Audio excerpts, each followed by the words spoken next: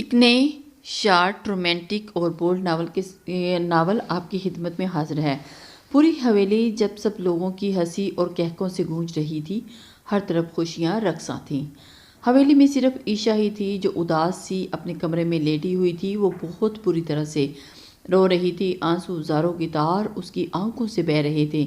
شاید سارا غم دکھ وہ آج ہی آنسو کے راستے بہا دینا چاہتی تھی۔ وہ تھکن سے چور چور تھی اور آج اس نے بہت زیادہ کام کیا تھا، حویلی کے نوکروں سے زیادہ۔ ہمیشہ اسے ہی کام کرنا پڑتا تھا۔ آج تو اس کی کمر درد اور دکھ رہی تھی۔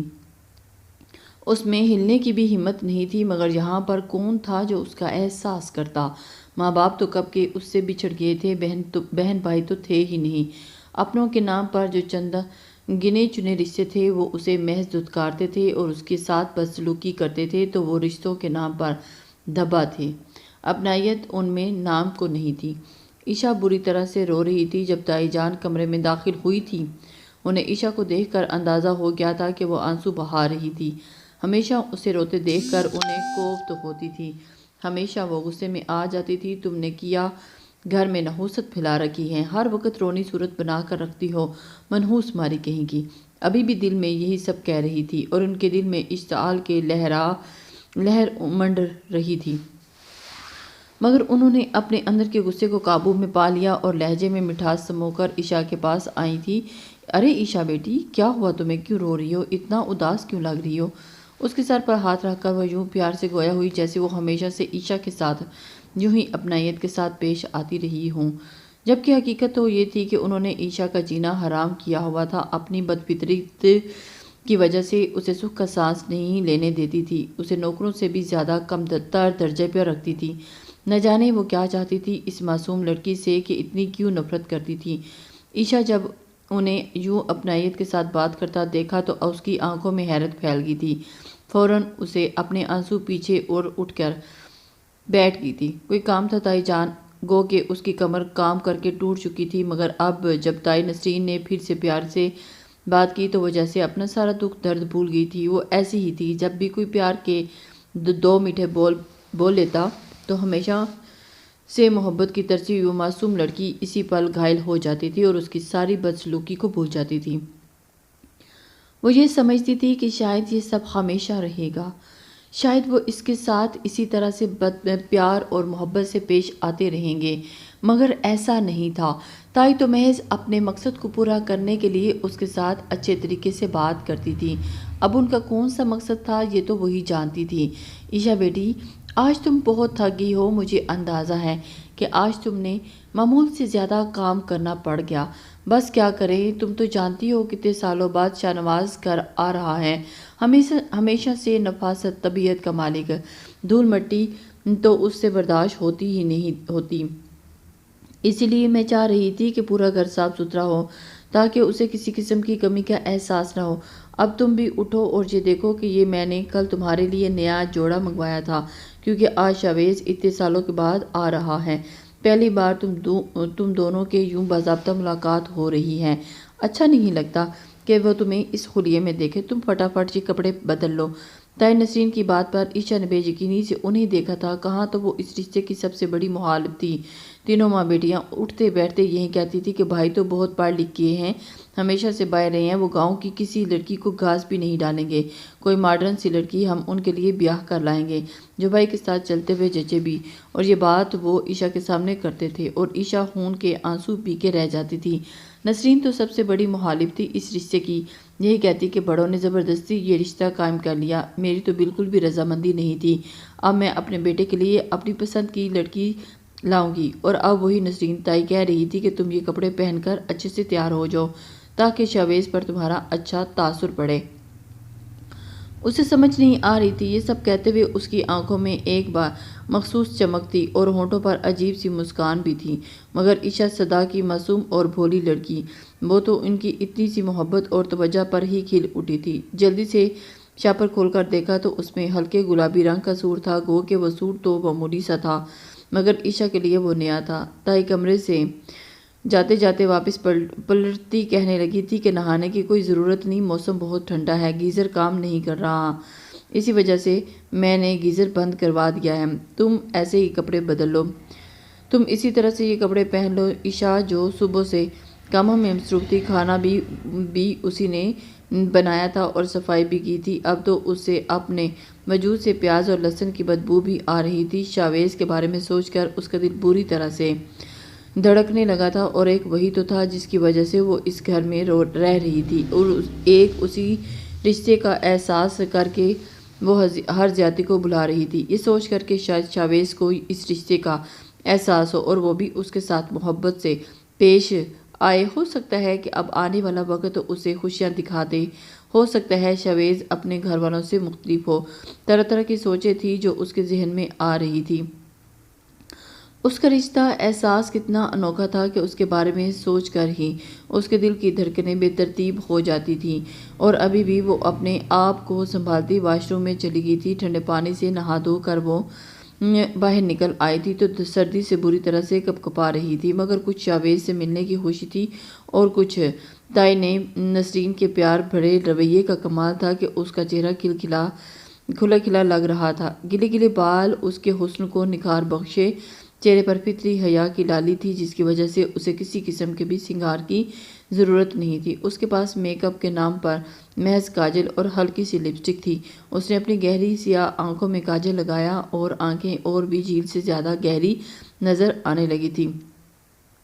اس کے علاوہ اسے بناؤ سنگار کی ضرورت نہیں تھی کیونکہ وہ تو بہت زیادہ خوبصورت تھی، اور جب لپسٹک لگانے لگی تو اس نے خود ہی شرما کر لپسٹک واپس رکھ دی تھی۔ دیکھنے والے کیا کہیں گے کہ میں تو کسی دلہن کی طرح تیار ہوئی ہوں، وہ یہ سوچ کر خود ہی شرما گئی، اور پھر جب وہ تائی نسرین اور ماجبین کے سامنے آئی تو دونوں اسے دیکھ کر ٹھٹک کر رہ گئی تھی۔ وہ معمولی سا سوٹ تھا جو ماجبین نے دیکھ کر پہننے سے انکار کر دیا تھا، مگر اب اسی سوٹ میں عشاء کھلی جا رہی تھی۔ ماجبین نے کھا جانے والی نظروں سے عشاء کو دیکھا تھا، تائی نسرین کی طرف دیکھا تو تائی نسرین کی آنکھوں میں بھی حیرت تھی۔ وہ بھی سوچ بھی نہیں سکتی تھی کہ یہ معمولی سا جوڑا اس لڑکی کے حسن کو چار چاند لگا دے گا اور دو آتشاں بنا دے گا، اور اس کا چہرہ کسی بھی قسم کے میک اپ سے پاک تھا، مگر پھر بھی اس پر نظر نہیں ٹھہر رہی تھی۔ ماجبین اپنی ماں کو پکڑ کر کمرے میں لے گئی تھی۔ اب وہ اتنی بدتمیزی سے ان کے ساتھ بات کر رہی تھی جسے دیکھ کر اندازہ نہیں ہو رہا تھا کہ ان دونوں میں ماں بیٹی کا بھی رشتہ ہے، اور جبکہ نسرین بیگم جو کہ کسی بات کو ہاتھن میں نہیں لاتی تھی، جو کسی کی اونچی آواز برداشت نہیں کرتی تھی، خاموشی سے بیٹی کی بدتمیزی کو ہندا پیشانی سے سن رہی تھی اور برداشت کر رہی تھی۔ جب ماجبین بول بول کر تھک گئی تو تب وہ مسکراتے ہوئے کہنے لگی کہ ارے تم اپنی ماں کی فہم فراست پر شک کر رہی ہو، تم نہیں جانتی کہ میں کتنی چالاک ہوں، اور تم دیکھنا میں نے تم سے زیادہ دنیا دیکھ رکھی ہے، تم سے بھی زیادہ مجھے انسانوں کی سمجھ بوجھ ہے، اور یہ جو کچھ میں نے کیا ہے نا، سوچ سمجھ کر ہی کیا ہے، یہ میرے منصوبے کا حصہ ہے۔ ماجبین اپنا سر پکڑ کر رہ گئی تھی۔ وہ عشاء کو شاویز سے دور رکھنے کے منصوبے بنا رہی تھی اور اس کی ماں بھی اس کے سارے منصوبوں میں شریک تھی، مگر یہ بات نسرین نے اپنی بیٹی سے بھی چھپا لی تھی، اور یہی بات ماجبین سے برداشت نہیں ہو رہی تھی کہ اسے یہی ڈر تھا کہ وہ اتنی حسین لگ رہی ہے، اگر کہیں بھائی اس پہ دل آ گیا اور اگر اسے اپنانے پر تیار ہو گیا تب کیا ہوگا۔ ابا میاں تو اپنے بیٹے کی بات مانیں گے، وہ جو کہیں گے وہی کریں گے، مگر تائی نسرین کے انداز تو کچھ اور ہی تھے۔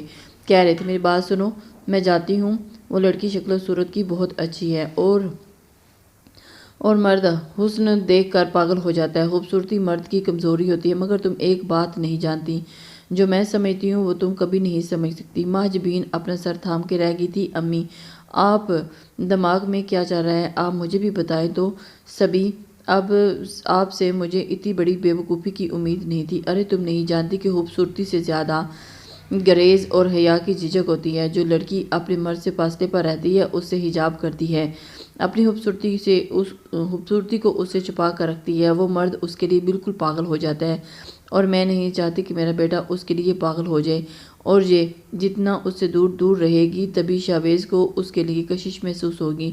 میں ان دونوں کے درمیان سارے فاصلے مٹا دینا چاہتی ہوں تاکہ ان دونوں کے درمیان کوئی کسر گریز نہ رہے، اور نہ ہی شاویز کو اس میں کسی قسم کی کشش محسوس ہو۔ میں چاہتی ہوں کہ خود ہی اس کے قریب ہو جائے اور شاویز اسے دھکے دے کر اسے بری طرح سے دتکار دے اور پھر ہم شاویز کی اپنی پسند سے شادی کریں گے۔ نسرین تائی کا دماغ تو واقعی بہت چلتا تھا، انہوں نے تو سازش میں شیطان کو بھی پیچھے چھوڑ دیا تھا۔ اب مہاجبین پر کھل کر ہنس دی تھی۔ امی، یہ تو میں نے سوچا ہی نہیں تھا کہ آپ وہ دونوں عشا کو شاویز کی نظروں سے گرانے کے لیے منصوبے تیار کر رہی تھی، اور اس چیز میں دونوں کا ایک اتفاق خوب دیکھنے کو ملتا تھا، اور دونوں ہی عشا سے سخت نفرت کرتی تھی اور اسے شاویز سے دور کرنے کے لیے دونوں کی بہت بڑی خواہش تھی، اور ان دونوں کو دیکھ کر لگ رہا تھا کہ اب وہ دونوں کو ایک دوسرے سے دور کر کے ہی رہیں گے۔ گو کہ عشا بھی اسی حویلی کے مکین تھے، اور انہی جیسا ہی اس کا بھی رتبہ تھا، اور اس گھر میں جائیداد بھی اس کا بھی اتنا ہی حصہ تھا جتنا کہ نسرین تائی کے تینوں بچوں کا، شاویز، مہاجبین اور مریم۔ مگر تائی نسرین اسے اپنے بچوں کے برابر کیا، ان کی کم حیثیت دینے پر بھی تیار نہیں تھی۔ اس گھر میں اس کے ساتھ نوکروں سے بھی بدتر سلوک کیا جاتا تھا، نوکروں سے بھی زیادہ کم ترین درجے پر وہ رہتی تھی، اور اس کا کمرہ بہت معمولی تھا۔ لباس وہ پہنتی جو مہاجبین اور مریم پہن کر تھک جاتی تھی، جس سے ان کا دل اوب ہو جاتا، اور ان کی اترن تائی نسرین عشا کے حوالے کر دیا کرتی تھی۔ کھانا بھی سب کے کھانے کے بعد بچا کچا عشا کے نصیب میں آتا تھا۔ تائی نسرین گھر کے کسی فیصلے میں بھی ان کو بولنے کا اختیار نہیں تھا، نہ ہی اپنی رضامندی اور پسند کے اظہار کا حق تھا۔ اس کی تعلیم بھی چھڑوا دی گئی تھی، غرض یہ کہ ہر وہ چیز جو مریم اور مہاجبین کو میسر تھی، ان سے عشا کو محروم کر دیا گیا تھا، اور اس کا قصور محض اتنا تھا کہ وہ شاہزیب شاہ اور سکینہ خان کی بیٹی تھی، اور سکینہ خان ایک معمولی سے کسان کی بیٹی تھی۔ وہ لوگ بہت غریب تھے، سکینہ حسن کی دولت سے مالا مال تھی۔ شاہزیب شاہ ایک بار جب گاؤں کے سیر کر رہے تھے، تب ان کی نظر سکینہ پر پڑی تھی، اور اسی کو ہی دل دے بیٹھے تھے، اور تب انہوں نے فیصلہ کیا تھا کہ وہ سکینہ کے ساتھ ہی شادی کریں گے۔ اسی وجہ سے ان کی شادی، وہ اپنا دل وہیں ہار گئے تھے، اور انہوں نے ضد ہی پکڑ لی تھی کہ انہوں نے شادی کی تو سکینہ کے ساتھ کریں گے۔ گھر والوں نے اس بات پر خوب شور کیا تھا، اور سکینہ ایک معمولی سی لڑکی ہے، آپ کو لڑکیوں کی کمی نہیں ہے، کسی اچھا خاندان کی لڑکی کے ساتھ آپ کی شادی کر دیں گے۔ مگر شاہزیب اپنی بات پر اڑ گئے تھے، کہنے لگے کہ اگر میری سکینہ کے ساتھ شادی نہیں ہوئی تو میں کبھی زندگی میں شادی نہیں کروں گا، اور ان کی ماں باپ مجبور ہو گئے تھے۔ تب تائی نسرین چاہتی تھی کہ شاہزیب شاہ کے لیے وہ اپنی چھوٹی بہن کو بیاہ کر لائیں، کیونکہ ان کی بہن شاہزیب کو پسند کرتی تھی۔ مگر جب شاہزیب شاہ نے اپنی پسند کا اظہار کیا تو اب ان کے ساتھ کوئی بھی زبردستی نہیں کر سکتا تھا، اور یوں سکینہ شاہزیب خان کی من چاہی اور باقی سب کی ان چاہی بہو بن کر اس حویلی میں آ گئی تھی۔ سال اسی طرح سے بیت گئے تھے، اور وہ سب کے دل میں جگہ بنانے میں ہمیشہ ناکام رہی تھی۔ بہت کوشش کرنے کے بعد بھی کسی نے اسے ایکسپٹ نہیں کیا تھا۔ اس وقت عشا محض 10 سال کی تھی جب شاہزیب خان پر ایک بہت خطرناک بیماری حملہ ور ہو گئی تھی، اور شاہزیب خان کو بلڈ کینسر تھا، وہ بھی آخری سٹیج پر، اور اس حقیقت کا علم انہیں تب ہوا جب وہ علاج کے قابل نہیں رہے تھے۔ انہوں نے مہنگے سے مہنگا علاج کروانے کی کوشش کی، یہاں تک کہ وہ پاکستان سے باہر بھی گئے تھے، مگر ڈاکٹرز نے انہیں جواب دے دیا، کہنے لگے کہ آپ کچھ بھی کر لیں، اب آپ کا یہ مرض ٹھیک نہیں ہوگا، کیونکہ آپ نے علاج کروانے کے لیے بہت دیر کر دی۔ اس وقت وہ حویلی میں بستر مرگ پر پڑے ہوئے تھے، پوری حویلی ان کے غم میں نڈھال تھی، سب کی آنکھیں اشک بارتی۔ سکینہ کا تو رو رو کر برا حال تھا، وہ اپنی بچی کو خود میں سموئے ہوئے خوفزدہ نظروں سے شاہزیب شاہ کو دیکھتے ہوئے رو رہی تھی۔ وہ نہیں جانتی تھی کہ شاہزیب شاہ کے بعد ان کا مستقبل کیا ہوگا۔ شاہزیب شاہ کو اس بات کا یقین ہو گیا کہ وہ کبھی بھی ٹھیک نہیں ہو سکتے۔ تب انہوں نے اپنے بڑے بھائی جمال شاہ کے سامنے ہاتھ جوڑ دیے تھے کہ کہنے لگے کہ میں نہیں چاہتا کہ میرے بعد میری بیٹی رل جائے، اگر میری بیٹی کے سر پر ہاتھ رکھ دیں اور اگر اس کا نکاح شاویز کے ساتھ کر دیں تو میں سکون سے مر سکوں گا، مجھے اطمینان رہے گا کہ میری بیٹی محفوظ ہاتھوں میں ہے۔ اس نے اپنے بھائی سے ایک التجا کی تھی، جواباً جمال شاہ نے بھی اپنے بھائی کے جڑے ہوئے ہاتھوں کو تھام لیا تھا۔ فکر مت کرو، جیسا تم چاہو گے ویسا ہی ہوگا۔ اور پھر شاہزیب شاہ کی دلی خواہش کی خاطر انہوں نے 10 سالہ عشا کا نکاح 16 سالہ شاویز کے ساتھ کر دیا تھا۔ گو کہ عشا بہت چھوٹی تھی، محض 10 سال کی بچی تھی، مگر اسے اتنا علم ہو گیا تھا کہ اس کی زندگی میں بہت بڑی تبدیلی آ گئی ہے، اور اس کا نکاح ہو چکا ہے۔ شاویز اس کا شوہر ہے، اور کچھ سال کے بعد اس کی شادی شاویز کے ساتھ ہو جائے گی۔ شاہویز اس کا بچپن کا دوست تھا، شاہویز کو پسند بھی بہت کرتی تھی، اور اب جب رشتے کی نوعیت بدل گئی تو وہ خود ہی شاہویز سے دور دور رہنے لگی تھی اور اسے دیکھ کر سمٹنے لگی تھی، جبکہ شاہویز کے دل میں کیا چل رہا تھا اس کے چہرے کے تاثرات کا جائزہ لگانا بہت مشکل تھا۔ نکاح کے بول پڑھاتے ہی شاہویز کی روح نے ان کے جسم کے ساتھ جوڑ دیا تھا، اور ان کے دنیا سے چلے جانے کے بعد نسرین تائی نے سکینہ بیگم پر الزام لگا کر گھر سے باہر دھکے دے کر نکال دیا تھا، اور اس نے کہا کہ سکینہ مائی کا گھر کے مالک کے ساتھ چکر چل رہا ہے، جبکہ حقیقت برعکس اس کے تھی۔ وہ محض اسے گھر سے نکالنے کے لیے اس پر الزام تراشی کر رہی تھی۔ جمال شاہ اپنی بیوی کے کانوں سے سنتے ہی اسی کی زبان بولتے تھے، اور انہوں نے بھی اس سے کی بات پر یقین کر لیا تھا۔ نسرین تائی کہنے لگی تھی کہ تم بھی اپنی ماں کے ساتھ جانا چاہتی ہو تو چلی جاؤ، ہمیں تمہاری ضرورت ہی نہیں ہے۔ مگر عائشہ جانتی تھی کہ یہی گھر ہے جہاں پر اس نے ہمیشہ رہنا ہے، تو پھر کیونکہ اس کا نکاح ہو چکا ہے، اب ساری زندگی وہ شاہویز کے ساتھ ہی گزارے گی، اور اس نے اپنی ماں کے ساتھ جانے کا اپنے دل کو مار لیا تھا، ماں کے ساتھ جانے سے انکار کر دیا۔ نسرین تائی کو اس کے فیصلے پر بہت غصہ آیا، مگر وہ زبردستی اسے نکال نہیں سکتی تھی، کیونکہ جمال شاہ اس معاملے میں ان سے باز پرس کر سکتا تھا، جبکہ وہ اپنے شوہر کی نظروں میں خود کو برا ثابت نہیں کرنا چاہتی تھی۔ مگر سکینہ بیگم جن سے اسے خدا واسطے کا ویر تھا، انہوں نے اس عورت کو گھر سے باہر نکال دیا تھا۔ وہ جب بھی وہاں پر آتی، عائشہ سے ملنے کی کوشش کرتی تو نوکروں کے ذریعے سے نسرین بیگم اسے دھکے دے کر گھر سے باہر نکال دیا کرتی تھی۔ تب عائشہ کے خون کے آنسو پی کر رہ جاتی تھی۔ وہ نہیں جانتی تھی کہ اس پر زندگی کتنی تنگ ہونے والی ہے۔ شاہویز اعلیٰ تعلیم حاصل کے لیے امریکہ چلا گیا تھا، اور جمال شاہ نے خود ہی اسے ان خاندانی بکھیروں سے دور رکھ دیا تھا۔ کہنے لگے کہ یہاں پر رہ کر میرا بیٹا کبھی بھی تعلیم حاصل نہیں کر پائے گا۔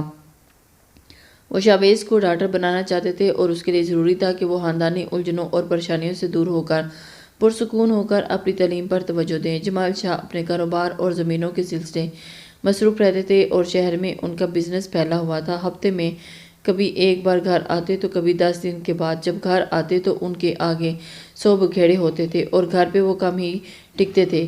یوں وہ تو بات نہیں جانتے تھے کہ اس گھر میں رہنے والی اس یتیم بھتیجی کے ساتھ ان کی بیوی اور بیٹیاں کیا سلوک کر رہی ہیں۔ نسیم بیگم نے اسے میٹرک کلاس میں ہی اسکول سے اٹھوا لیا تھا۔ جمال شاہ نے جب اس بات پر باز پرس کی تو وہ کہنے لگی کہ عائشہ پڑھتی نہیں ہے، اسے پڑھائی کا شوق ہی نہیں۔ اس نے خود ہی کہا کہ میں اسکول نہیں جاؤں گی، اور میں اس سے زبردستی تو نہیں کر سکتی تھی۔ نسرین تائی نے اپنے اوپر سے بالکل ہی کوئی بات آنے سے روک دی تھی، ورنہ آپ لوگ ہی کہیں گے کہ میں بن ماں کی بچی ہے اور اس کے ساتھ زیادتی کر رہی ہوں۔ جمال شاہ نے جب عائشہ سے اسکول چھوڑنے کا سبب پوچھا تو وہ سر جھکا کے رہ گئی تھی۔ اپنی تائی سے بہت ڈرتی تھی، چاہ کر بھی اپنی تایا کو یہ نہیں بتا سکی کہ مجھے پڑھنے کا بہت شوق ہے، مگر میں تائی کی وجہ سے اسکول نہیں جا سکتی، کیونکہ تائی کا کہنا ہے کہ میں گھر کے ملازموں کے ساتھ کام کیا کروں۔ وہ مجھے پڑھنے لکھنے کے قابل نہیں سمجھتی، اسی لیے انہوں نے میرا اسکول چھڑوا دیا۔ عائشہ محض سوچ کے رہ جاتی تھی کہ اپنی بزدلی کی وجہ سے کبھی بھی جمال شاہ کو نہیں بتا سکی کہ اس گھر میں اس کے ساتھ کیا سلوک ہو رہا ہے، اور جمال شاہ بھی جیسے ہر طرف سے آنکھیں بند کیے ہوئے تھے، اور انہیں جیسے ہی اپنی بھتیجی کے ساتھ برا سلوک نظر ہی نہیں آتا تھا۔ اور اب جب شاہویز واپس آ رہا تھا تو اچانک نسرین تائی کا بدلتا ہوا روپ دیکھ کر عائشہ کو حیران کر گیا تھا، مگر دل میں خوشی تھی کہ چلو دیر سے ہی صحیح تائی کو اپنے رویے پر کی بدصورتی کا احساس تو ہو گیا۔ وہ نہیں جانتی تھی کہ تائی اس کے ساتھ کیا کرنے کا سوچ رہی ہے، اگر جان جاتی تو اسے تائی سے نفرت ہو جاتی۔ آج جب شاہویز کے گھر واپس آیا تو اسے دیکھ کر عائشہ کا دل اتھل پتھل ہونے لگا تھا۔ وہ لاکھ چاہنے کے باوجود بھی خود کو قابو نہیں کر پا رہی تھی۔ اس نے جیسے شاہویز کے بارے میں سن رکھا تھا، جیسا کہ اس کا خیالی پیکر اس کے اپنے ذہن میں تراش رکھا تھا، وہ اس سے زیادہ بڑھ کر وسیع تھا، بہت زیادہ حسین تھا، اور باہر کی آب و ہوا اسے راس آ گئی تھی، اور اس کے چہرے پر کھڑی مغرور ناک اسے خود پسند ارد گرد سے بے خبر ہونے کا پتہ دے رہی تھی۔ نیلی آنکھوں میں بلا کے سنجیدگی تھی۔ عائشہ کی نظریں تو اس پر سے ہٹ ہی نہیں رہی تھی، جبکہ شاہویز نے تو ایک بار بھی عائشہ کی طرف نہیں دیکھا تھا، تو نہ تو اس کی نظروں نے عائشہ کو تلاشنے کی کوشش کی تھی، اور نہ ہی اس نے عائشہ کے بارے میں پوچھا تھا۔ اور اب جب اس کے پاس سے بیگانہ انداز گزر گیا تو نسرین تائی کے دل میں بھی ٹھنڈک سی اتر گئی تھی۔ ان کے تمام اندیشے جاگ کی طرح بیٹھ گئے تھے۔ کہاں اس معمولی لڑکی کے حسن سے خوف آ رہا تھا اور کہاں وہ بالکل پرسکون ہو گئی تھی۔ جانتی تھی کہ ان کا بیٹا جہاں پڑھ رہا ہے وہاں پر حسن اور خوبصورتی کی کوئی کمی نہیں تھی۔ ایسی لڑکیاں تو اس کے اوپر تتلیوں کی طرح منڈلاتی رہتی تھیں اور اس کے لیے اس پھیکے حسن کی کیا دلچسپی ہو سکتی تھی۔ اس کے ساتھ تو کوئی ہم پلہ ہی ماڈرن سی لڑکی چل سکتی ہے، جو ان کے بیٹے کے ساتھ چلتی تو اس کی شان بڑھ جاتی، اور یہ لڑکی تو ملازمہ بنانے کے بھی قابل نہیں تھی۔ شاویز جب گھر آیا تو بہت تھکا ہوا تھا۔ کچھ دیر کے بعد وہ گھر والوں کے پاس بیٹھا۔ یوں بھی اسے آتے ہوئے بھی تو رات کے 10 بج گئے تھے، اور پھر کھانا کھا کر وہ سب کے ساتھ تھوڑی دیر وقت گزار کر وہ کمرے میں چلا گیا تھا، جبکہ عشا اس کی جانب دیکھتی رہ گئی تھی۔ اس وقت اپنے کمرے میں ہی بند تھی۔ وہ ایک بار بھی اب اپنے کمرے سے باہر نہیں نکلی تھی، کیونکہ سارے کام ملازم کر رہے تھے، ورنہ آج سے پہلے تو کھانے کی ٹیبل پر بھی عشا موجود ہوتی اور سب کے کھانا کھانے کے بعد بھی وہ اپنے کمرے میں جاتی تھی، مگر آج اسے کسی نے بلایا بھی نہیں تھا۔ شاید سب لوگ شاویز کی نظر میں اپنا اچھا تاثر بنانا چاہتے تھے۔ شاویز جب کمرے میں چلا گیا تو عشا نے خود کو بہت مشکل سے سمجھایا کہ مجھے ایک بار شاویز کے پاس جانا چاہیے اور اس سے بات کرنی چاہیے، اسے اپنے درمیان موجود رشتے کی نوعیت کا احساس دلانا چاہیے۔ ہو سکتا ہے کہ اسے کہ دل میں میرے لیے محبت پیدا ہو جائے، ہو سکتا ہے میرے لیے زندگی بھی خوشیاں لے کر آ جائے، لیکن کیا وہ ٹھیک کر رہی ہے؟ وہ سوچ سوچ کر خود کو تسلی دے رہی تھی، اور پھر اسے جب یقین ہو گیا کہ سب لوگ سو چکے ہیں، پھر آہستگی سے قدم اٹھاتے ہوئے وہ شاویز کے کمرے میں آ گئی تھی۔ شاویز اس وقت واش روم میں سے باہر نکل رہا تھا جب اس نے دروازے کو نوک کیا۔ دروازے میں عشا کو استاد دیکھا تو وہ حیران رہ گیا۔ کون ہو تم اور میرے کمرے میں اس وقت کیا کر رہی ہو؟ وہ حیران سا عشا سے پوچھنے لگا تھا۔ اسے لگا تھا کہ شاید یہ حویلی کی کوئی ملازمہ ہے اور اس سے اس کی ضرورت کے بارے میں پوچھنے کے لیے آئی ہے، مگر لڑکی بغیر جواب دینے کے اپنے ساتھ کی ہاتھوں کی انگلیاں چٹکا رہی تھی، نظریں جھکا کر کھڑی تھی، جیسے نہ جانے کون سے سنجیدہ مسئلے پر اس سے بات کرنے آئی ہو، مگر بات کرنے کی ضرورت ہی پیش نہیں، ہمت ہی نہ ہوئی۔ شاویز کو اس کے رویے پر جھنجھلاہٹ ہونے لگی تھی۔ محترمہ، آپ مجھے بتائیں گی کہ آپ کون ہیں؟ اور اس کے انداز پر عشا ڈر گئی تھی اور پھر بوکھلائے انداز میں کہنے لگی کہ میں عشا ہوں۔ شاویز نے یہی سنا تھا تو اس کی بات پر شاویز واضح طور پر چونکا تھا۔ عشا؟ اس نے زیر لب یہ نام دہرایا اور پھر اسے غور سے دیکھنے لگا تھا۔ کون عشا؟ شاویز نے بے تاثر سے انداز میں پوچھا تو عشا بے یقینی سے اسے دیکھنے لگی تھی۔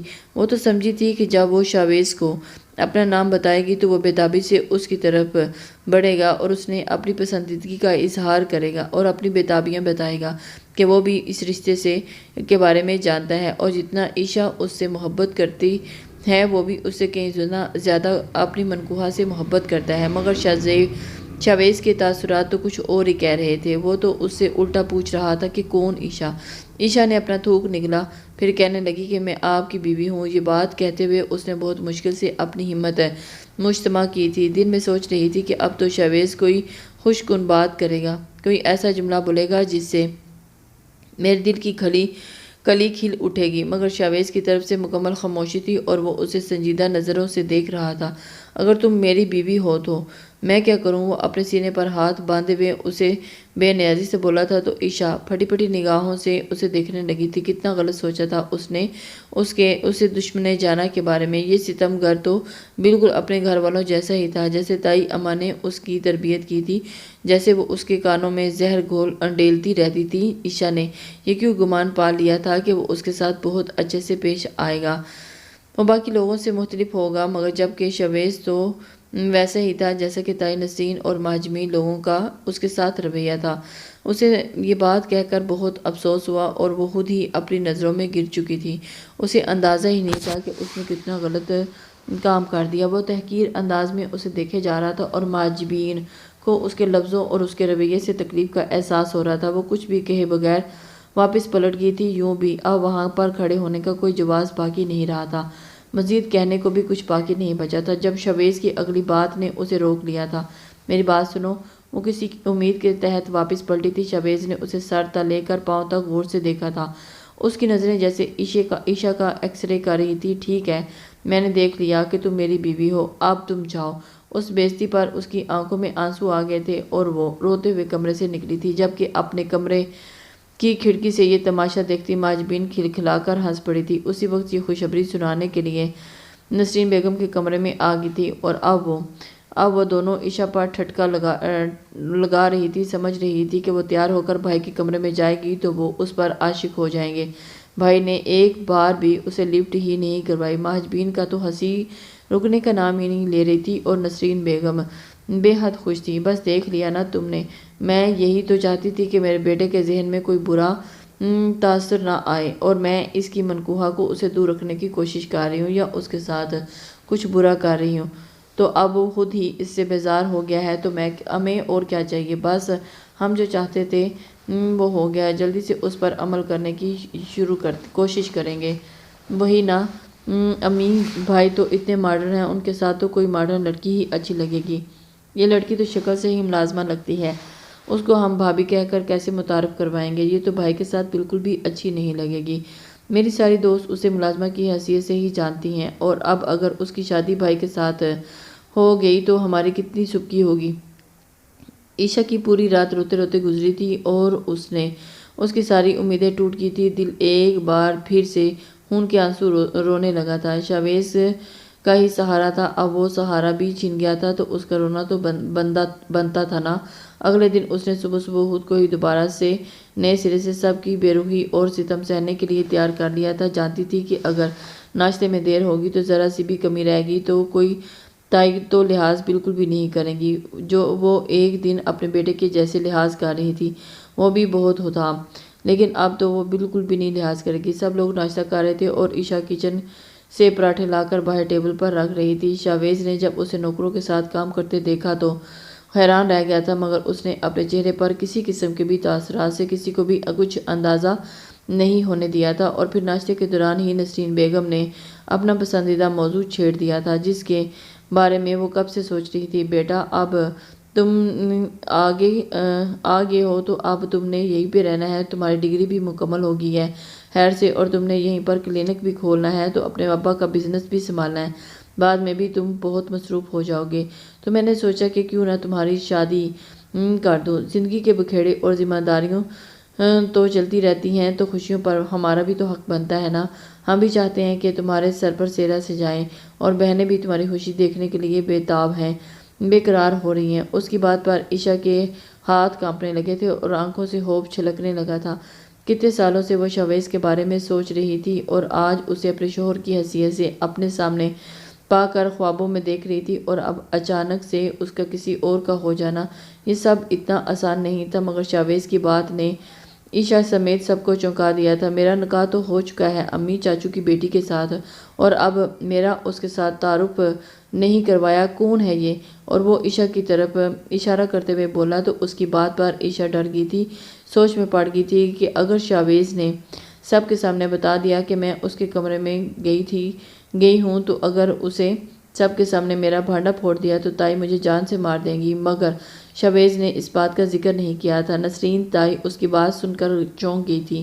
وہ شاویز سے اس بات کی توقع نہیں کر رہی تھی، وہ تو سمجھ رہی تھی کہ شاویز اس بات کو بھول چکا ہوگا، مگر جب اس نے خود ہی اپنی شادی کا ذکر چھیڑ دیا تو نسرین بھی حیران رہ گئی تھی۔ مگر جب رات والی بات انہیں یاد آئی تو وہ مطمئن ہو گئی تھی کہ شاویز نے تو رات کو عشاء کے کمرے سے باہر نکال دیا تھا، وہ بھلا اسے کیسے پسند کرے گا؟ ارے یہ ہے تمہاری بیوی عشاء، اسے پتہ نہیں کیا روگ لگا ہوا ہے کہ ہر وقت نوکروں کے ساتھ نوکروں والے حلیے میں ہی گھومتی پھرتی رہتی ہے، اچھے اچھے کپڑے ہیں پھر بھی اس کے پاس، اور کل بھی میں اس کے لیے نیا سوٹ لے کر آئی تھی، وہ تمہارے ساتھ پہلی دفعہ مل رہی ہے، تمہارے سامنے آ رہی ہے تو اچھے سے ڈنگ کے حلیے میں آئے، مگر نہیں، سب کو یہ بتانا ہے کہ میں یتیم ہوں اور میرے ماں باپ نہیں ہیں، تو تائی میرے ساتھ برا سلوک کرتی ہیں، تمہاری نظر میں بھی مجھے برا بنانا چاہتی ہیں۔ اب دیکھو اس نے وہ کپڑے بدل لیے ہیں اور پھر سے پرانے کپڑے پہن کر پرانے کپڑوں میں ہیں۔ اور اس کی بات سن کر شاویز بری طرح سے چونکا تھا۔ اچھا، وہ کپڑے آپ نے عشاء کو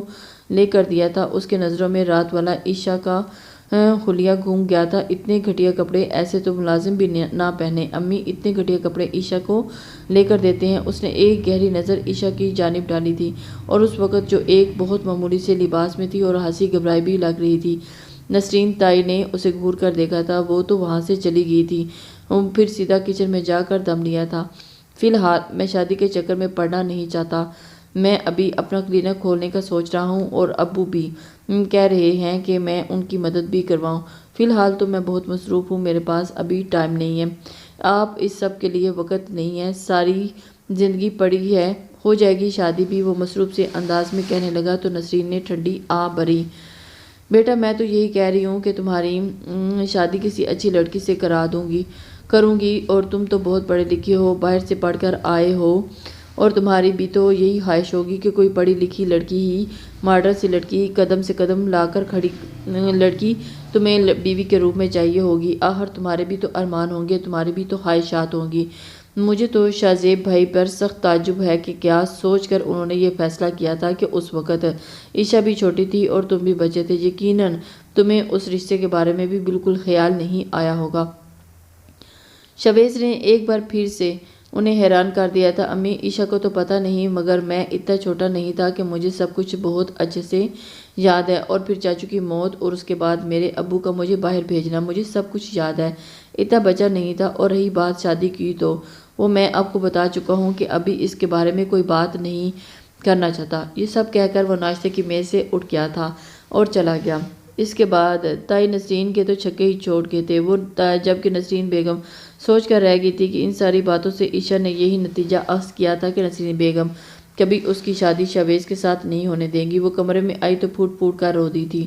کہاں شاویز جیسا شہزادوں جیسی آن بان رکھنے والا امیر زادہ، اور کہاں عائشہ جو تھی اسی خاندان کی بیٹی، مگر قسمت کی ستم ظریفی نے اسے گھر کے مکین سے نوکرانی بنا دیا تھا۔ نہ جانے آنے والے وقت اسے کیا دکھانے والا تھا۔ عائشہ کو اندازہ تھا کہ تائی اس کی شادی کسی چوکیدار مالی، کسی بھی غریب انسان سے کر دیں گی۔ پہلی بات تو یہ تھی کہ تائی اتنی آسانی سے عائشہ کو اپنے گھر سے نکالیں گی کہ وہ عائشہ کو ہمیشہ کے لیے ملازمہ بنا کر ہی اس حویلی میں رکھیں گی، اور اس کے لیے وہ اس کی شادی کسی بھی ملازم کے ساتھ ہی کریں گی۔ یہ سب سوچ کر عائشہ خود بھی اذیت سے ہنس پڑی تھی۔ بھلا میری جیسی معمولی لڑکی شاویز جیسے انسان کا خواب کیسے دیکھ سکتی ہے؟ مگر نہیں، ایسا نہیں ہو سکتا۔ تائی مجھے اتنی آسانی سے شاویز سے دور نہیں کر سکتی۔ میرا اس کے ساتھ نکاح ہوا ہے، اور یہ نکاح جیسا بندھن اتنا کچا ہے کہ شاویز ایک بار اپنی ماں کے کہنے پر مجھے چھوڑ دے گا، اور مجھے اپنے حق کے لیے بولنا چاہیے۔ شاویز کو بتانا چاہیے کہ میں اس کے ساتھ محبت کرتی ہوں، اور اس کے نام پر میں نے اتنے سالوں سے اس کے گھر میں بیٹھی ہوں، سب کچھ برداشت کر رہی ہوں صرف اسی کے لیے، اور اب میں اس سے دستبردار نہیں ہو سکتی۔ ویسے بھی اگر شاویز نے میرے سر پر سے ہاتھ اٹھا لیا، تائی نہ جانے میرے ساتھ کیا کرے گی، مجھے کس لولہے لنگڑے کے ساتھ بیاہ دیں گی۔ یہ بھی ہو سکتا ہے کہ کوئی الزام لگا کر حویلی سے نکال دیں، اور حویلی کے باہر کی دنیا کیسی ہے یہ تو میں نہیں جانتی۔ جانتی ہوں کہ ہو سکتا ہے کہ باہر کی دنیا اس حویلی سے بھی زیادہ بری ہو، باہر رہ کے لوگ تائی سے بھی زیادہ ظالم ہو۔ میں کیسے زندہ رہ پاؤں گی؟ شاویز سے کہتی ہوں کہ اگر وہ مجھے پسند نہیں کرتا تو بھلے دوسری شادی کر لے، مگر وہ مجھے طلاق نہ دے، مجھے حویلی سے نہ نکالے۔ میں یہاں کہاں جاؤں گی؟ اپنے آنسو پہنچ کر وہ خود کو سمجھانے لگی تھی، اور اس نے اپنے وجود میں گویا ایک نئی توانائی دوڑتی بھی محسوس کی تھی۔ بھلے شاویز اسے پسند نہیں کرتا تھا، مگر ان دونوں کے درمیان ایک مضبوط رشتہ تھا جسے بغیر کسی وجہ کے ختم نہیں کیا جا سکتا تھا۔ رات کو جب شاویز اپنے کمرے میں آیا تو عائشہ بھی اس کے کمرے میں آ گئی تھی، مگر وہ کمزور لڑکی نہیں تھی جو پہلی بار شاویز نے دیکھی تھی۔ یہ تو کوئی اور ہی لڑکی تھی، اب کافی حد تک پر اعتماد سی لگ رہی تھی۔ اپنے حق میں بول اس نے شاویز کو حیران کر دیا تھا اور ایک دم سے بوکھلا کر رہ گیا تھا۔ تم یہاں کیا کر رہی ہو؟ وہ سخت تاثر سے بولا۔ وہ تو اپنا تھوک نگلتے ہوئے کہنے لگی تھی کہ میں آپ سے کچھ کہنا چاہتی ہوں، اور اس کی بات پر شاویز تمسخر انداز میں ہنسا تھا۔ اچھا بتاؤ کیا کہنا چاہتی ہو تم؟ وہ اپنے دونوں بازو اپنے سینے پر تانتے ہوئے باندھتا تھا اور چہرے پر طنزیہ مسکراہٹ لیے اسے دیکھتے ہوئے بولا، آپ نے دوسری شادی کرنی ہے تو آپ کر لیں، لیکن آپ مجھے اس حویلی سے نہیں نکال سکتے۔ میں آپ کی بیوی ہوں، اور میں اتنے سالوں سے آپ کے نام پر ہی بیٹھی ہوئی ہوں، اور آپ کی وجہ سے میں نے اپنے گھر والوں کو چھوڑ دیا، اپنی سگی ماں کو بھی سے بھی دور ہوگی، صرف اس لیے کہ میرا آپ کے ساتھ نکاح ہو چکا ہے، اور کل کو آپ سے قبول کر لیں گے کہ آپ ایسا کیسے ہو سکتا ہے کہ آپ اس رشتے کو اپنانے سے انکار کریں؟ آپ ایسا نہیں کہہ سکتے۔ بات کرتے کرتے اس کی آنکھوں سے آنسو نکل پڑے تھے۔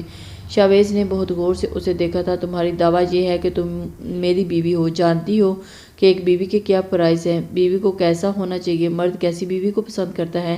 اور اس کے سوال پر عائشہ کی نظریں جھکی ہوئی تھی۔ ہاں، مانتی ہوں کہ میں معمولی لباس پہنتی ہوں، زیادہ پڑھی لکھی نہیں ہوں، مگر جیسا آپ کہیں گے میں ویسا کروں گی، اور میں آپ کی خدمت میں کسی قسم کی کوئی کمی نہیں چھوڑوں گی۔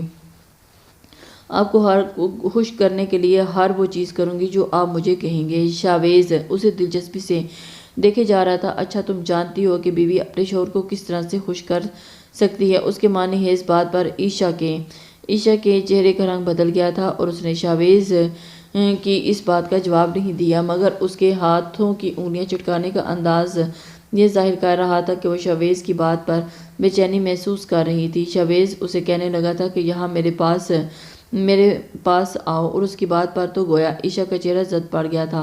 اسے اپنی جگہ پر استاد دے کر وہ اب کی بار شاویز قدرے غصے سے بولا تھا، تمہیں میں کہہ رہا ہوں یہاں آؤ۔ عائشہ اس کے پاس آ کر بیڈ پر بیٹھ گئی تھی، اور اس کی نظریں جھکی ہوئی تھی، نظر اٹھانا محال ہو رہا تھا۔ شاویز اس کے سامنے کھڑا اس کے چہرے پر آتے جاتے رنگوں کو دلچسپی سے دیکھ رہا تھا، اور عائشہ کے جسم کا سارا خون جیسے گردش کرتا ہوا اس کے چہرے پر آ کر سما گیا تھا۔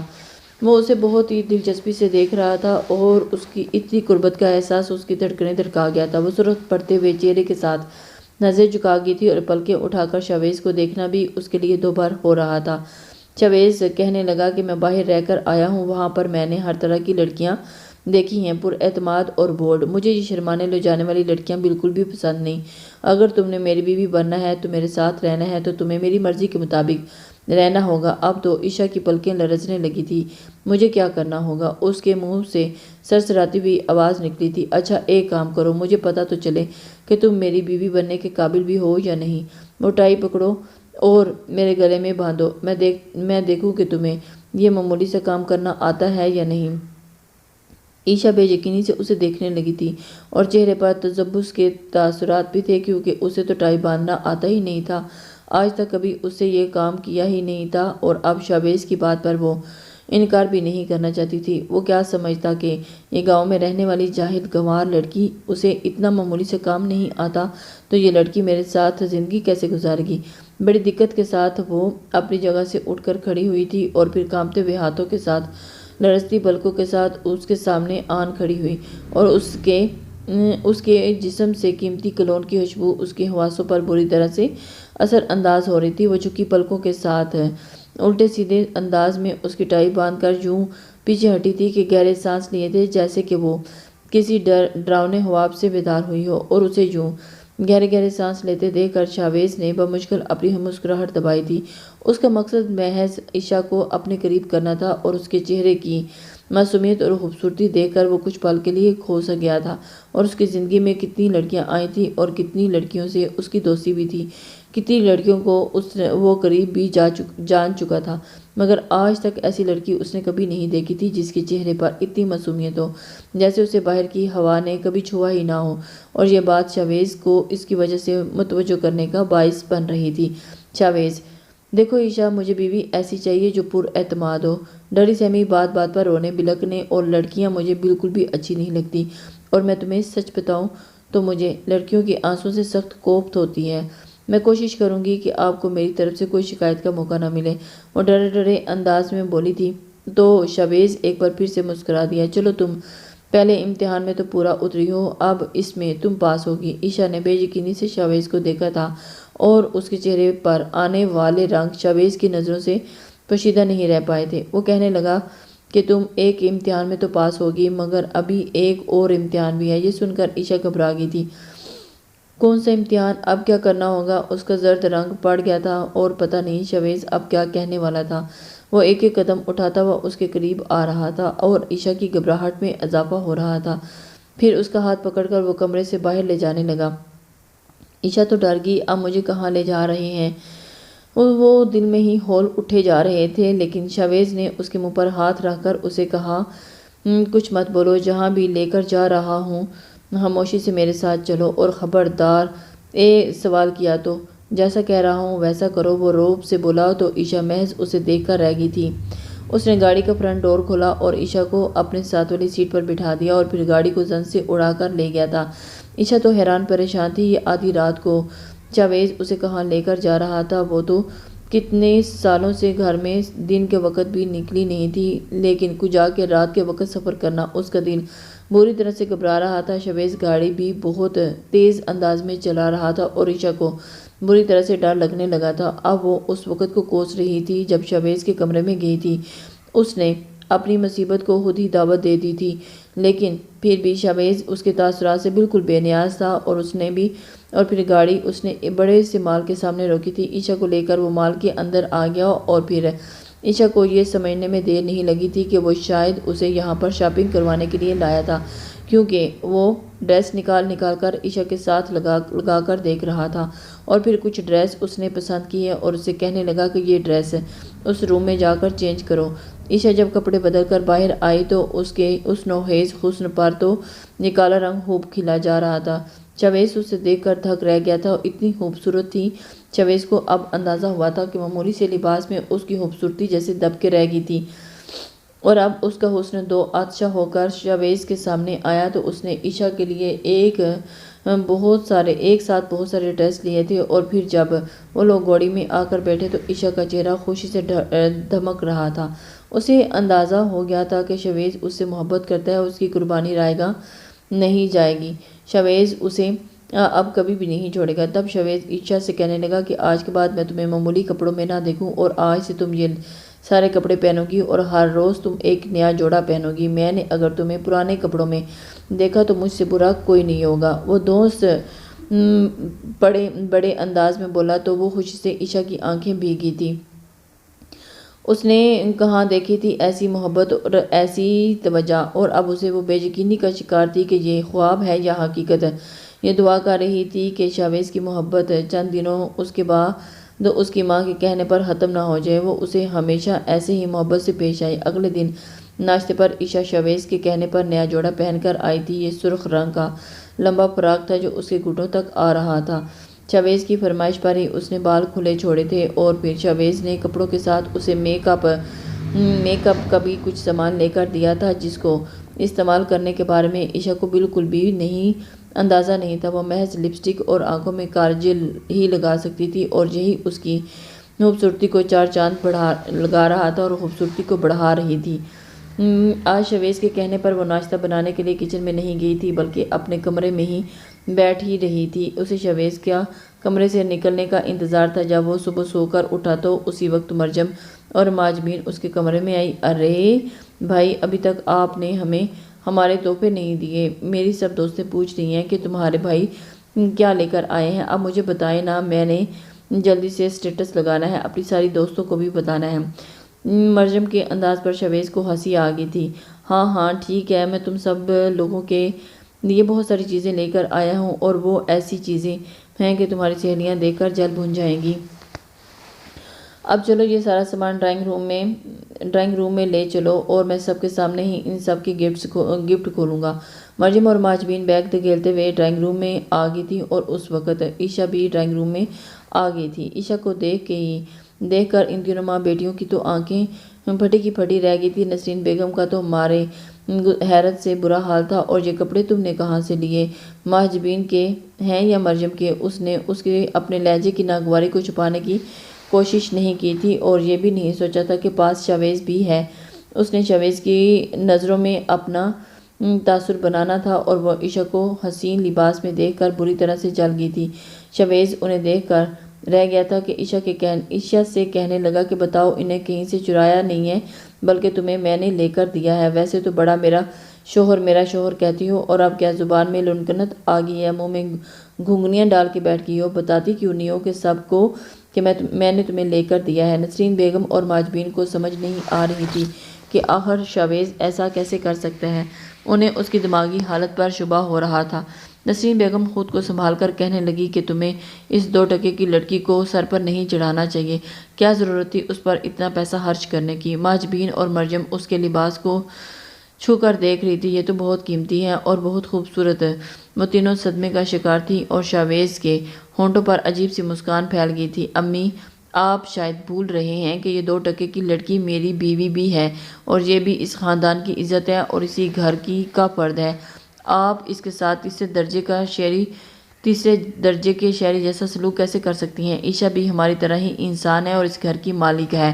جتنا آپ کا حق بنتا ہے اتنا ہی اس کا بھی، اور جیسے بھی میرا اس کے ساتھ نکاح ہونا تھا ہو چکا، اب وہ میری بیوی ہے اور آپ جلد ہی میری رخصتی کرنے کے لیے تیاری کریں۔ شاویز یہ بات کہہ کر وہاں سے چلا گیا تھا، جبکہ ان تینوں کے تو سینے پر تو سانپ لوٹ گئے تھے، بازی الٹ گئی تھی اور اب کیا کیا جائے؟ ماج بین ماں کی طرف دیکھتے ہوئے بولی تھی تو نسرین بیگم کہنے لگی کہ مجھے سوچنے دو کہ رومانہ سے بات کرتی ہوں، اسے بلاتی ہوں یہاں پر۔ ویسے بھی رومانہ شاویز کو بہت پسند کرتی ہے، اتنی خوبصورت لڑکی ہے، پڑھی لکھی بھی ہے۔ اگر وہ شاویز کو اپنے دام میں پھنسا لے تو ہماری عائشہ سے جان چھوٹ جائے گی۔ ماج بین نے ناک بھون کر چڑھایا تھا، اور امی رومانہ مجھے بالکل بھی پسند نہیں ہے، اتنی شوخی سی تو ہے اور ہر وقت اتراتی رہتی ہے، الٹے سیدھے فیشن پر اکڑتی ہے، حالانکہ لوگ بھی اسے کچھ بھی نہیں کہتے۔ نسرین بیگم کہنے لگی تو ارے اس عائشہ سے تو لاکھ درجے بہتر ہے۔ اگر شاویز نے اسے ہمارے سر پر بٹھا دیا تو یہ ضد پکڑ لی کہ وہ عائشہ کے ساتھ ہی شادی کرے گا تو ہم کیا کریں گے؟ یہ لڑکی تو اپنی اوقات سے باہر آ جائے گی اور تم لوگوں کو تو گھر سے باہر نکال دے گی۔ خود عقل کے ناخن لو، رومانہ کے ساتھ ہی بنا کر رکھنی ہے، اسے بھی فون کرو اور آج ہی گھر آ جائے۔ نسرین بیگم اور ماج بین دونوں نے رومانہ سے بات کی تھی، اسے اپنی بھرپور محبت اور حمایت کا احساس دلایا اور اس کے دل میں یہ لالچ بھی پیدا کیا کہ وہ اگر شاویز سے شادی کر لے تو اسے اپنے جال میں پھنسا لے تو اس کی ساری جائیداد وہ اکلوتی وارث بن سکتی ہے، کیونکہ جو کچھ شاویز کا ہے وہ اس کی دلہن کا تو ہوگا۔ رومانہ لالچی فطرت کی لڑکی تھی، گو کہ شاویز بہت ہینڈسم تھا، مگر وہ جانتی تھی کہ اس کا بچپن میں ہی نکاح ہو چکا ہے۔ مگر اب نسرین بیگم نے اسے جھوٹ بولا کہ کہنے لگی وہ تو لڑکی کی طرف آنکھ اٹھا کر بھی نہیں دیکھتا اور اسے پسند نہیں کرتا۔ ویسے بھی اس میں پسند کرنے والی کون سی بات ہے، بس وہ اپنے باپ کی وجہ سے مجبور ہے۔ اگر تم یہاں پر آ جاؤ اور اس کے دل میں جگہ بنا لو، محبت پیدا کر لو تو امید ہے کہ ہم لوگ جمال شاہ کے سامنے تمہارے حق کے لیے بول سکیں۔ تمہاری محبت شاویز کو طاقت دے گی اور وہ اپنی محبت کے لیے ڈٹ جائے گا۔ رومانہ کے تو خوشی سے مارے برا حال تھا اور زمین پر پاؤں نہیں ٹک رہے تھے۔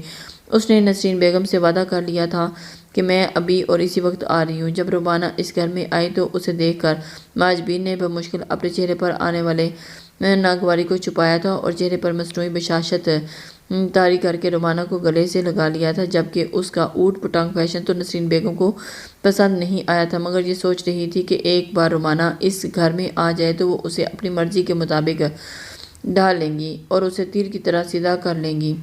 گو کہ ان کی بھانجی تھی، مگر وہ اپنے بیٹے پر بھی تسلط قائم رکھنا چاہتی تھی۔ رومانہ نے ٹائٹ سی جینز پہنی ہوئی تھی، جس کے اوپر پھنسی پھنسی سی شرٹ پہنی ہوئی تھی، جس سے بھی اس کا موٹاپا ابل کر باہر آ رہا تھا اور اس کا رنگ بھی سانولا تھا۔ تیز میک اپ سے اس نے خود کو گورا بنانے کی کوشش کی ہوئی تھی، جو کہ اسے عجیب مضحکہ خیز بنا رہا تھا۔ اوپر سے بال بھی کھلے چھوڑے رکھے تھے۔ وہ خود کو ماڈرن لڑکی کہلوانا پسند کرتی تھی اور تعلیم بھی اس نے ایف اے تک حاصل کی تھی، اور اس بات پر وہ اتراتی پھرتی تھی کہ وہ پڑھی لکھی ہے اور یہ ان پڑھ جاہل گنوار لڑکی ہے، اس کا اور اس کے ساتھ کیا مقابلہ۔ لیکن جب شاویز گھر آیا تو اس کی نظر رومانہ پر پڑی، جس قدر وہ بےتابی سے اس کی طرف بڑھی تھی، اسے دیکھ کر شاویز ٹھٹک گیا۔ نسرین بیگم جس طرح سے رومانہ کی تعریفیں کیے جا رہی تھی، شاویز کو یہ سمجھنے میں دیر نہیں لگی تھی کہ رومانہ کو یہاں پر کیوں بلایا گیا ہے۔ رومانہ کے عجیب و غریب خلیے پر اسے بھی ہنسی آ گئی تھی۔ یہ بناوٹ اور تسنہ تو وہ کتنے سالوں سے دیکھتا رہا تھا اور اسے محض کھڑے پن نے متاثر کیا تھا، اور یہ کھڑا پن اسے ایشیا میں نہیں نظر آیا۔ اس نے رومانہ کو زیادہ لفٹ نہیں کروائی تھی۔ کھانا کھا کر وہ اپنے کمرے میں آ گیا۔ اس نے نسرین بیگم سے کہا کہ مجھے چائے پینی ہے، مگر کمرے میں چائے بھجوا دیں۔ تھوڑی دیر کے بعد رومانہ اس کے کمرے میں آئی تھی اور اس کے ہاتھ میں چائے کی پیالی تھی۔ اسے دیکھ کر وہ شاویز کو غصہ آ گیا اور اس نے ایک جھٹکے سے اس کے ساتھ سے آئے گئے کپ لے کر دور پھینکا تھا۔ چائے کی کچھ چھینٹیں رومانہ کے پاؤں پر گر گئی تھی، اس کا پاؤں بھی جل گیا تھا اور ایک دم سے پیچھے ہٹ کی تھی۔ یہ کیا حرکت ہے؟ وہ غصے سے چلائی تو شاویز اس سے بھی زیادہ غصیلی آواز میں بولا تھا، تمہیں کہا کس نے کہ اس کمرے میں آنے کو؟ کیوں تم چائے لے کر آئی ہو؟ نکل جاؤ میرے کمرے سے۔ اور اس سے بری طرح سے چلانے پر رومانہ کا غصہ تمہارے برا حال تھا۔ باہر جا کر وہ نسرین بیگم پر چلانے لگی تھی۔ آپ اپنے پاگل بیٹے کو میرے سر پر مرنا چاہتی ہیں۔